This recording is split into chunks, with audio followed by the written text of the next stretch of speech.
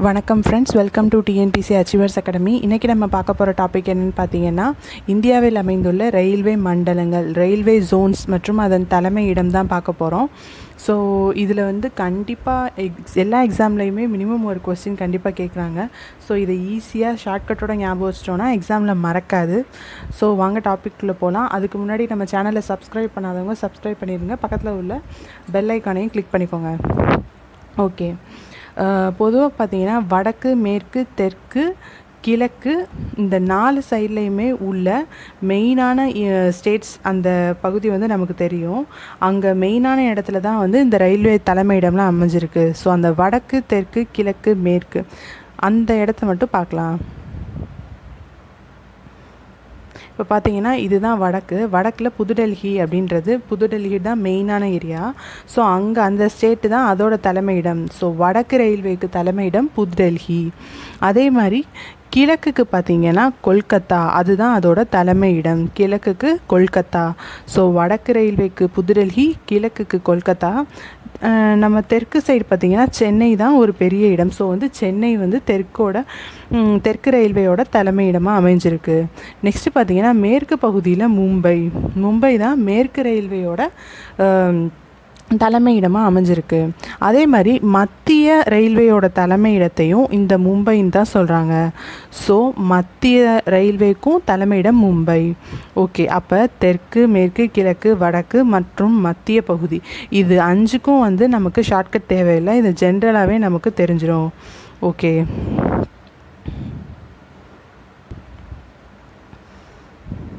So வந்து நம்ம என்னென்ன இப்போ பார்த்துருக்கோம் அப்படின்னு பார்த்தீங்கன்னா, வடக்கு பார்த்தாச்சு. ஸோ வடக்கு ரயில்வேக்கு புதுடெல்லி நமக்கு ஞாபகம் வந்துடும்.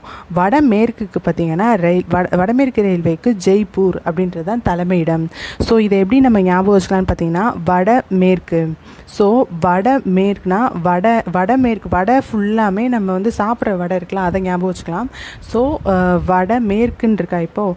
ஸோ அந்த வடையை யார் மேலே வந்து நம்ம கோவிலெலாம் சாத்துவோம், வடை சாத்துவோம் அப்படின்னு சொல்லுவாங்க. வடமாலை சாத்துறது அப்படின்னா யாருக்குன்னா அனுமானுக்கு தான் மெயினாக வந்து வடமாலை சாத்துவாங்க, அனுமானுக்கு.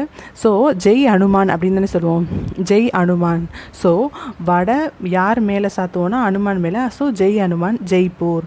ஸோ வட மேற்குனாவே நமக்கு ஜெய்ப்பூர்னு ஞாபகம் வந்துடணும். நெக்ஸ்ட்டு பார்த்திங்கன்னா வட மத்திய ரயில்வே.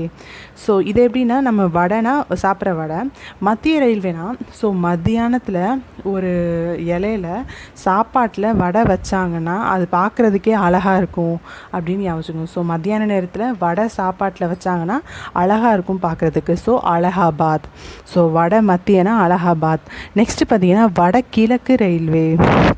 இது எப்படி ஞாபகம் இருக்குன்னா, வடை ப்ளஸ் கிழக்கோட அந்த கீயை மட்டும் எடுத்துக்கோங்க, வடக்கி. ஸோ வடக்கி எப்படி வந்து அந்த கன்சிஸ்டன்சி மாவு ரெடி பண்ணுவாங்கன்னா கொரன்னு தான் ரெடி பண்ணுவாங்க. ஸோ அந்த பருப்பு வடைக்கலாம். அதனால் இதை கொரக்பூருக்கு அந்த கொரை அப்படின்றத ஞாபகம் வச்சுக்கோங்க, கொரன்னு.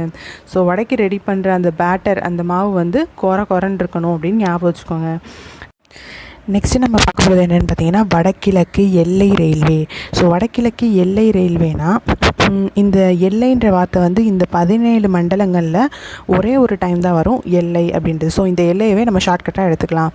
ஸோ எல்லா ஊர்லேயுமே வந்து எல்லை காத்த தெய்வம் அப்படின்ட்டு ஒன்று இருக்கும். இந்த ஊரோட எல்லையவே ஒரு தெய்வம் தான் காப்பாற்றுது அப்படின்னு சொல்லி வச்சுருப்பாங்க. ஸோ அந்த எல்லைன்னு எடுத்தால் அந்த காப்பாற்றுறது. ஸோ அந்த காத்த அப்படின்னு காத்த எல்லை காத்த தெய்வம். ஸோ கவுகாத்தி அப்படின்னு எடுத்துக்கோங்க. நெக்ஸ்ட்டு நமக்கு கிழக்கு ரயில்வே ஆல்ரெடி பார்த்தாச்சு, கொல்கத்தா. நெக்ஸ்ட்டு கிழக்கு கடற்கரை ரயில்வே. ஸோ எப்படி நம்ம எல்லை இந்த 17 இதில் ஒரு தடவை தான் வருதுன்னு பார்த்தோம், அதே மாதிரி கடற்கரைன்ற வார்த்தையும் ஒரே ஒரு தடவை தான் வரும். ஸோ அப்போ கிழக்கு கடற்கரை தானே. ஸோ கடற்கரைக்கு கீழே போக நமக்கு பவளம், முத்து அந்த மாதிரி நிறையா கிடைக்குமா. ஸோ அந்த பவளத்தை புவ அப்படின்னு எடுத்துக்கோங்க, புவ. ஸோ புவனேஸ்வர் தான் கிழக்கு கடற்கரை ரயில்வேயோட தலைமையிடம். ஓகே, நெக்ஸ்ட் வந்து கிழக்கு மத்திய ரயில்வே. இதை நம்ம எப்படி ஞாபகம் பார்த்தீங்கன்னா, ஒரு கிழவனுக்கு ஸோ அவரோட தலையில் நடுவில் மத்திய அப்படின்னு எடுத்துக்கோங்க. ஸோ கிழவனோட மத்திய பகுதி, தலையில் மத்திய பகுதியில் சீப்பை வச்சு சீவுறாரு. சிப்பு வருதா, ஹசிப்பூர். ஸோ சிப்பு வருதா, ஸோ சீப்பை வச்சு சீவுறாரு, ஹசிப்பூர். ஸோ கிழவனோட மண்டையின் மத்திய பகுதியில் சீப்பை வச்சு சீவுறாரு, சிப்பூர். ஓகே. நெக்ஸ்ட்டு பார்த்தீங்கன்னா, மேற்கு மத்திய ரயில்வேக்கு தலைமையிடம் ஜபல்பூர். இது எப்படி ஞாபகம் வச்சுக்கலாம்னா, மேற்கில் எடுத்துக்கோங்க. ஸோ மே மாதம் மத்தியானத்தில் பார்த்தீங்கன்னா எவ்வளோ வெயில் அடிக்கும், செம்மையாக வெயில் அடிக்குமா மே மாதத்தில். ஸோ மதியத்தில் பல்பே போட தேவையில்லை, அவ்வளோ வெயில் அடிக்கும். ஸோ பல்பே போட தேவையில்லை, அவ்வளோ வெயில் அடிக்கும் அப்படின்னு, பல்பு மாதிரி வெயில் அடிக்கும் அப்படின்ட்டு ஞாபகம் வச்சுக்கோங்க. ஸோ மே மாதம் மத்தியானத்தில் பல்பு ஜபல்பூர். ஓகே. நெக்ஸ்ட்டு வந்து மத்திய ரயில்வேனா நம்ம ஆல்ரெடி பார்த்துருக்கோம், மும்பைன்ட்டு. ஸோ அதுக்கு என்ன பேர் என்ன சொல்கிறாங்கன்னா, சத்ரபதி சிவாஜி முனையம் அப்படின்னு சொல்கிறாங்க. ஓகே. நெக்ஸ்ட்டு வந்து மேற்கு ரயில்வே பார்த்திங்கன்னா, நம்ம பார்த்துட்டோம் ஆல்ரெடி, மும்பை. இது மத்திய ரயில்வேக்கும் மும்பை தான், மேற்கு ரயில்வேக்கும் மும்பை தான். அதை வந்து சத்ரபதி சிவாஜி முனையம்னு சொல்கிறாங்க. ஆனால் அதே மேற்கு ரயில்வேயை சர்ச் கேட் அப்படின்னு சொல்கிறாங்க. ஓகே. மேற்கை வந்து சர்ச் கேட்டு, இது மத்திய வந்து சத்ரபதி சிவாஜி முனையம் அப்படின்னு சொல்கிறாங்க. தெற்கு ரயில்வேயும் நம்ம பார்த்துட்டோம், சென்னை. நெக்ஸ்ட்டு பார்த்திங்கன்னா, தென் மத்திய ரயில்வேக்கு தலைமையிடம் செகந்திராபாத். ஸோ இது எப்படி ஞாபகம் வச்சுக்கலாம்னா, தென் மத்தியனா தென்னை மட்டை. ஸோ தென்னை மட்டை வந்து ஒரு செகண்டில் வந்து நம்ம மேலே விழுந்துடும். ஸோ வந்து தள்ளி போய் இருக்கணும் அப்படின்னு ஞாபகம் வச்சுக்கோங்க. ஒரு செகண்டில் மீன்ஸ் செகந்திராபாத். ஓகேவா. ஸோ தென்னை மட்டை செகண்டில் கீழே விழுந்துடும். ஸோ தள்ளி போய் நிற்கணும் அப்படின்னு ஞாபகம் வச்சுக்கோங்க. நெக்ஸ்ட்டு பார்த்தீங்கன்னா, தென்கிழக்கு ரயில்வேக்கு வந்து கொல்கத்தா தான் வந்து தலைமையிடம். ஸோ இந்த தென்கிழக்கு சீமையிலே அந்த படம் பார்த்தீங்கன்னா, அதில் கடைசியாக வந்து கொன்றுவாங்க அந்த ராதிகாவை. ஸோ வந்து கொல்கத்தா அப்படின்னு ஞாபகம். ஸோ தென்கிழக்கு சீமையில லாஸ்ட்டாக வந்து செத்துருவாங்க ராதிகா. ஸோ வந்து கொல்றாங்க, கொல்கத்தா. அவங்க ஹஸ்பண்டே வந்து கொன்றுவாங்க. ஸோ கொல்கத்தா. நெக்ஸ்ட்டு வந்து தென்மேற்கு ரயில்வே மீன்ஸ் ஹூப்ளி தான் வந்து அதோட தலைமையிடம். நம்ம எல்லாத்துக்கும் தெரியும், ஹூப்ளின்றது ஒரு ஹில் ஸ்டேஷன், ஒரு மலை ஏரியா. அங்கே வந்து அது வந்துட்டு ஒரு டூரிஸ்ட் ஸ்பாட்டு. ஸோ வந்து தென்மேற்கு பருவக்காற்று அந்த மாதிரி அதுனாவே நமக்கு வந்து மலை அந்த மாதிரி தானே ஞாபகம் வரும். தென்மேற்கு பருவக்காற்றுனா மழை பெய்யுறது. ஸோ அந்த மலையை இந்த மலையோட லிங்க் பண்ணிக்கோங்க. ஸோ தென்மேற்கு பருவக்காற்று அந்த மாதிரி வந்தாலே நமக்கு இயற்கை மலை அப்படின்னு ஞாபகம் வச்சு, ஹூப்ளியில் மலை இருக்கும். ஸோ ஹூப்ளி அப்படின்னு ஞாபகம் வச்சுக்கோங்க, அது ஒரு சுற்றுலாத்தலம் அப்படின்ட்டு. நெக்ஸ்ட்டு வந்து தென்கிழக்கு மத்திய ரயில்வே அப்படின்ட்டு இருக்குது. ஸோ நம்ம ஆல்ரெடி தென்கிழக்கு ஜிமெயில படத்தை ஞாபகம் வச்சுட்டோம். அதே மாதிரி இங்கே தென்கிழக்கு மத்திய ரயில்வே மீன்ஸ் இந்த ஃபஸ்ட்டு அந்த தென்கிழக்கு ஜிமெயில படத்தில் எடுத்ததும் அந்த ஃப்ளாஷ்பேக் தானே வரும். ஸோ ஃபஸ்ட்டு எடுத்ததும் அந்த ஃப்ளாஷ்பேக் வரும். அடுத்து தான் வந்து இப்போ உள்ள அந்த ஜென்ரேஷனாக காட்டுவாங்க. ஸோ வந்து எடுத்ததும் வந்து நடுவில் வரைக்கும் நடுவில் வரைக்கும் ஃப்ளாஷ்பேக் தான் ஓடும். அடுத்து தான் வந்து கரண்ட்டு இது வரும். ஸோ ஃப்ளாஷ்பேக் அப்படின்றத பிளாஸ்பூர் அப்படின்னு எடுத்தவங்க.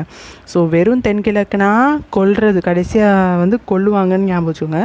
அதே இது தென்கிழக்கு மத்திய அப்படின்னு பார்த்தா, தென்கிழக்கு சீமையிலே பாதி படம் வரைக்கும் ஃப்ளாஷ்பேக் தான் ஓடும் அப்படின்னு ஞாபகம் வச்சுக்கோங்க. ஸோ பிளாஸ்பூர். ஓகேவா. நெக்ஸ்ட்டு வந்து கொங்கன் ரயில்வேனா நவி மும்பை. கொங்கன் ரயில்வேக்கு என்ன தலைமையிடம்னா நவி மும்பை. ஸோ இது எப்படி ஞாபகம் வச்சுக்கிறது அப்படின்னு பார்த்தீங்கன்னா, கங்கனா ரணாவத் அப்படின்னு ஞாபகம் வச்சுக்கோங்க. கொங்கன் வந்து கங்கனா ரணாவத் எல்லாத்துக்குமே தெரியும், தாம்தூம் படத்தில் நடிச்சிருப்பாங்க. ஸோ கங்கனா வந்து மும்பையில் தான் இருப்பாங்க. ஸோ மோஸ்ட்லி எல்லா செலிப்ரிட்டிஸுமே வந்து மும்பையில் தான் இருப்பாங்க. ஸோ மும்பைனா கங்கனா ரணாவத், கொங்கன் ரயில்வே மும்பை. ஓகே. இதோட இந்த 17 மண்டலங்கள் வந்து முடிஞ்சிருச்சு. அதோட தலைமையிடமும் பார்த்தோம். மொத்தம் எத்தனை மண்டலங்கள் இருக்குன்றதையும் கொஸ்டினாக கேட்பாங்க. ஸோ டோட்டலி நம்ம புக்கில் வந்து 10th ஜியாகிரஃபியில் 17 மண்டலங்கள் கொடுத்துருக்காங்க. ஸோ வந்து 17ன்றதை ஞாபகம் வச்சுக்கோங்க. ஓகே ஃப்ரெண்ட்ஸ், நெக்ஸ்ட் வீடியோவில் இதே மாதிரி இன்னொரு ஷார்ட்கட் போடுறோம். அது வரைக்கும் நம்ம சேனலை பாருங்கள். பார்த்துட்டு பிடிச்சிருந்தா லைக் பண்ணுங்கள், சப்ஸ்கிரைப் பண்ணுங்கள், பக்கத்தில் உள்ள பெல் ஐக்கானை கிளிக் பண்ணுங்கள். நன்றி, வணக்கம்.